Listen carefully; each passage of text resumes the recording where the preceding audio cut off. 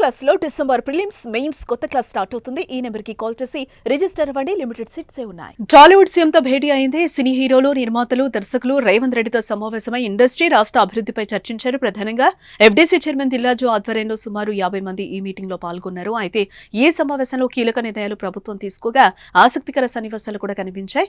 అందులో ఒకటి రేవంత్ రెడ్డికి నాగార్జున మధ్య జరిగిన సీన్.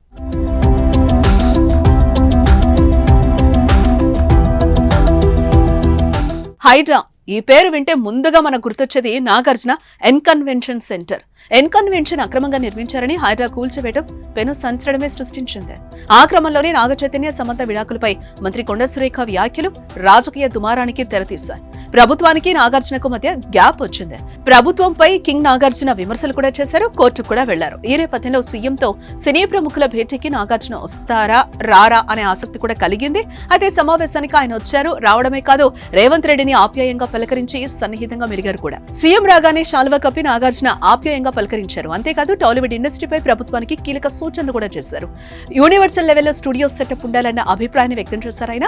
ప్రభుత్వం క్యాపిటల్ ఇన్సెంటివ్లు ఇస్తేనే సినీ పరిశ్రమ గ్లోబల్ స్థాయికి ఎదుగుతుందన్నారు. హైదరాబాద్ వరల్డ్ సినిమా క్యాపిటల్ కావాలనేదే తమ కోరిక అని నాగార్జున అంటున్నారు. అటు అల్లు అరవింద్ కూడా మీటింగ్ లో మాట్లాడారు. సంధ్యా థియేటర్ లాంటి ఘటనలు పునరావృతం కాకుండా చూస్తామన్నారు. హైదరాబాద్ వరల్డ్ షూటింగ్ డెస్టినేషన్ కావడానికి ప్రభుత్వానికి సహకరిస్తామని చెప్పారు. అలాగే ప్రభుత్వాన్ని కలిసే అవకాశం ఇచ్చినందుకు ధన్యవాదాలు తెలిపారు ఆయన.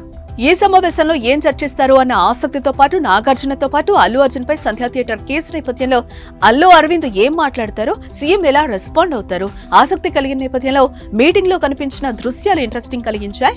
అయితే బెనిఫిట్ షోలపై సీఎం నిర్ణయాన్ని మాత్రం వెనక్కి తీసుకోలేదు. అసెంబ్లీలో చెప్పిన మాటకే తాము తమ ప్రభుత్వం కట్టుబడి ఉందని అన్నారు. టికెట్ల రేటు పెంపు కుదరదని, ఇకపై బెనిఫిట్ షోలు ఉండవని తేల్చేసి చెప్పేశారు. బౌన్సర్ల విషయంలో మాత్రం తాము సీరియస్ గానే ఉంటామని హెచ్చరించారు. ప్రజల భద్రతే ముఖ్యమని అన్నారు. అన్ని భద్రతా ఏర్పాట్లు చేసుకుంటేనే ఈవెంట్లకు పర్మిషన్ ఇస్తామని తెగేసి చెప్పేశారు. మరి ఈ మీటింగ్ తర్వాత ప్రభుత్వం, ఇండస్ట్రీ మధ్య సంబంధాలు ఎలా కొనసాగుతాయి, ఎలాంటి మార్పులు వస్తాయో చూడాలి.